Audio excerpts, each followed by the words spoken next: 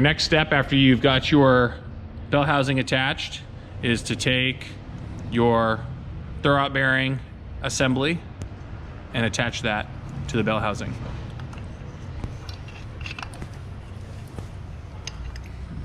Clip it until it clips. Make sure it's tight, you can't pull it out. Can't pull it out. And then put your 3 bolts in.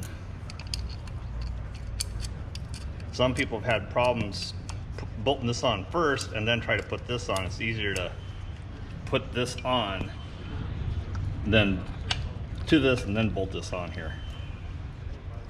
And if you're assembling a kit and you're trying to do this replacement or anything like that, if you inspect this, the slave throwout bearing assembly, and this is made of plastic, you will drive 100 miles and have to do this again. So do not use one that's made of plastic. They will break in this application.